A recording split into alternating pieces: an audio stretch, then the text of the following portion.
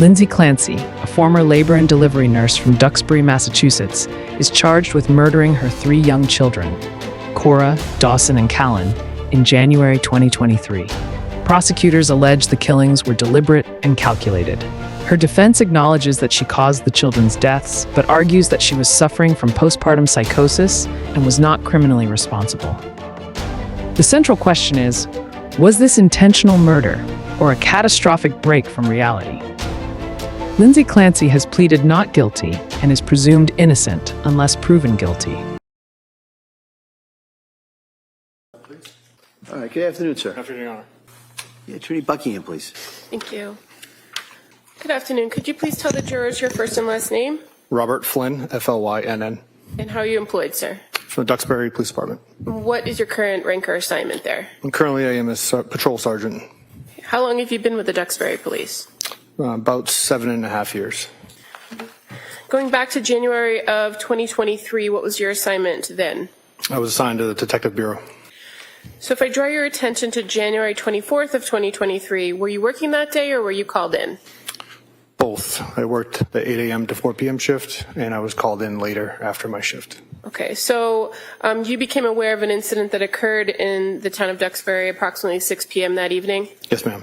And so when you come back in after working that day shift, where do you go or where are you directed to go? I was contacted by Sergeant Detective Jamali, who informed me to respond to 47 Summer Street.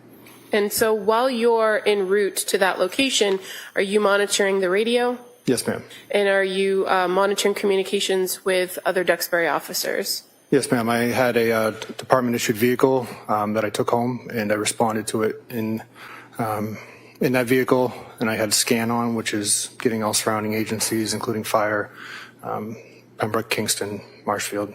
And while you were en route and had that radio on, could you hear officers screaming and it being chaotic? Yes, ma'am. When you arrived at 47 Summer Street, were there already other first responders there? Yes, ma'am. And is it fair to say that when you actually arrived at that location, you were made aware that the children that were on scene had already been transported? No. Okay, so what did you know when you arrived? What did you learn? I knew that there was an incident involving children. I learned that when I initially responded and spoke to Sergeant Homestead. He was the one that informed me that it appeared that a mother had killed her 3 kids. Okay, but when you got there on the scene, were the children still in the house? So I was under the impression that they were still in the house because most incidents I've had involving a sudden death at a house, the fire department declares them on scene and it becomes a police matter and we help with the investigation. Okay, that was your understanding based on the information that you had, correct? But did you come to learn that the children had been transported? Yes, ma'am. And how about the individual, the person, the fourth person, if you will, on scene? Were you advised that there was a woman who had been transported from the scene as well? Yes, ma'am. And as a result of kind of the nature of what you believed you were coming into, did you call for extra help? With our own department or? With an outside department? Yes. So the Massachusetts State Police has jurisdiction over any death investigation in the town of Duxbury and other communities. So we are to notify investigators of the state police. And as a detective at the Duxbury Police, you're familiar with that relationship with the state police, that oftentimes when a death investigation occurs that you work in connection with the state police detectives unit of that jurisdiction to conduct an investigation, correct? Yes, ma'am. And so in this instance, when you went there, you believed that the children had already passed, so you made that phone call to the detectives unit, correct? That's correct. And certainly, sometime thereafter, you were advised of the children's passing and that this was a death investigation, correct? That's correct. Once the children had been removed from the scene and the defendant had been removed to the scene, did you and your other officers from the Duxbury Police Department do anything to secure the scene? Yes, so once we gathered more information and I notified the Massachusetts State Police, we decided to conduct a security sweep of the house. This is to make sure that there was no further suspects or further victims or any other people in the house that we may have missed. In regards to this security sweep, what is the goal? You just described it to kind of identify if there are other people, but as far as your observations and your contact within the house, do you try to minimize your contact within the house in those instances? Yes, I'm not searching for any type of evidence. I just have different observations that I obviously notice. And what areas of the house did you go into prior to the arrival of the state police? I entered with three of us, Sergeant Patricus, who's from the Kingston Police Department, and it was Lieutenant Weiler at the time. So we all kind of went into our own separate rooms and separate ways throughout the house. But I think ultimately all three of us went to all three floors of the home. Okay, and so talking first about the main floor of the house, did you go into the kitchen area? Yes, I did. And did you make any observations in that kitchen area? I observed, it was clear to me that there was young children living there. There was some paintings on the wall. I noticed a takeout food bag. The only word I remember from that is it being Mediterranean, written on the receipt. Okay. And if I may approach with a picture. Showing you the pictures just accurately depict the kitchen area that you observed. Yes, ma'am. I'll move to admit this. That may be admitted. Showing you on the screen what's now been marked as Exhibit 44. This is the kitchen at 47 Summer Street, and in the middle of the photograph is a takeout bag, correct? Yes, ma'am. And you're aware that in the background here of the photograph where there's a kitchen table, there's kind of a door next to it. Yes, ma'am. And then there's, on the other opposite, there's a slider door, correct? Correct. And in addition to making those general observations about the kitchen area, did you go in other areas of the main floor of the house? Yes, I did. And in the living room area, I'll show you what's been marked already as Exhibit 25. Is that familiar to you as well? Yes, ma'am. And again, upon your kind of sweep of this house, what stood out to you about the living room area? There appeared a young child lived there, and there was food on the couch, like a snack. And in this photograph, can you see a couple bowls, a bowl here on the bottom of the photo and a bowl further up on the couch? Yes, ma'am. Now, in that main area of the house, you didn't find any other individuals, correct? Negative. And had you been made aware that the husband, Patrick Clancy, had been on scene and he had also been transported from the area? Patrick Clancy was on scene when I was there. Okay. At some point, did he go in an ambulance? Yes. Now, in that second floor of the house, let me ask you, what's the next area of the house that you recall going through in this sweep? Into the basement. Now, were you advised that things had occurred in the basement? I think so. I'm not really. Okay. And fair to say, this was still, upon your arrival, a pretty chaotic scene. Correct. There was a lot of firefighters around, a lot of equipment going around. Correct. Okay. In that basement, did you do a full sweep of every room in the basement? Like I said, three of us combined and made sure that we at least hit every part that a human or something could be in. So, yes.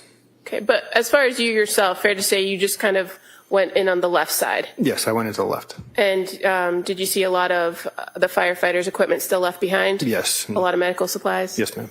Now, going up to now the second floor, did you go to the second floor of the home? The top floor? Yes. Yes. And did you enter into the master bedroom? Yes. And is there anything that kind of struck you about walking into that master bedroom as far as the temperature of the room? It was colder than the rest of the house. And did you notice that there was, in fact, a window open? Yes, ma'am. So I'm just going to show you what's been marked as Exhibit 43. Is that familiar to you as the window that you observed open? Yes, ma'am. And as far as the furniture in that bedroom, did you make any observations of a bed in the room? Yes, ma'am. Was there anything that stood out to you on the bedding or in the area of the bed? The bedding itself? If it stood out to you? Not necessarily, no. How about the items on the bed? Yeah, so Sergeant Patricus pointed out that there was a cell phone on the bed. Okay, I'm just going to show you. It's already been marked as Exhibit 42. Is an object. Is that how it appeared when you first entered into the bedroom? Yes, ma'am. The phone. At some point, were you able to go out to the backyard of the home? Yes, ma'am. So after leaving the upstairs, we went back through the kitchen, and that's we talked about earlier, and went out through the back slider. And were you able to make observations of the backyard area? Yes, we came out to a porch and took a left, which would have been the back right side of the house. And there was some matted down snow and some other medical equipment, which we believed was the window that Lindsay Clancy came out of. And from that area or that vantage point in the backyard where you were, could you see into other areas of the house? Yes. And what areas of the house could you see into? Near where that area was, there was a basement window that kind of went into, but I later learned what it was, but a basement window to like an office or gym area. Show you Exhibit 38. Is that familiar as the backyard view? Yes, ma'am. And fair to say there's an area here of the photo that I'm pointing to with my pen, which is on my right. That is a window well. Is that the window you could see into? Correct. And then again, in this photograph, do you see the open window that you observed when you went into the bedroom? Yes, ma'am. As far as that open window, when you were in the backyard, did you see any screens or anything around the property that would give you any indication of how that window was open or the condition of the window? No, to me it appeared that the screen was just pushed up. Now again, as you and the three other investigators did that sweep of the house, you didn't touch or move anything, correct? Negative. And once you did that security sweep, is there a protocol in place to make sure that the scene remains as it is until the state police arrive? Yeah, so there was one of the officers was logging individuals that were in and out of the house. Crime scene tape was put up around the property. The doors were secured, and around this time is when I received a phone call from Trooper McKellican. Okay. And did you remain on scene? We remained on scene until some troopers showed up to the area. Okay. And while you were on scene, did you attempt to help coordinate other members of the Duxbury Police Department to take care of other things like going to the hospitals and securing coverage? The decision for who was going to the hospital was made by our command staff, but I met some of the troopers back at the station to coordinate further. Okay. And when you were back at the station, were you aware or advised that a search warrant was sought for the residence? Yes, ma'am. Did you go back to 47 Summer Street with the team when the search warrant was received? Yes, ma'am. And did you participate in the execution of that warrant? I was present during it. Okay. Fair to say, though, you didn't, you weren't responsible for searching any particular location or collecting any evidence? No, ma'am. That was reserved for the state police? For the most part, yes. At the conclusion of that search warrant, were you asked to go back into the house? Yes, ma'am. And what were you asked to go back in the house to do? Once the search warrant was completed, my lieutenant told me to go back up into the house and close the window in the upstairs bedroom. And when you went back and got closer to that window, did you make any observations of damage to the window or the window screen? No. And were you able to close it and secure the window? Eventually, yes. Fair to say there was blood in that area that kind of was in the way? Yes, and the bed was kind of pushed in front of it. So did you have to move the bed in order to get to the window? Yes, ma'am. As far as anything removed from the home, did you go back into the basement at somebody's direction? No, ma'am. At some point, had you helped to remove some medical equipment that the fire department had left behind? That was during the search warrant. Okay. And is that the only items that you yourself removed from the home? Correct. As part of the follow-up investigation, did you work with Trooper McGilligan and some of the other troopers from the State Police Detective Unit to conduct follow-up interviews and gather more information? Yes, ma'am. Is it fair to say that the State Police were the primary investigators and they took over pretty much everything from that point on? That's correct.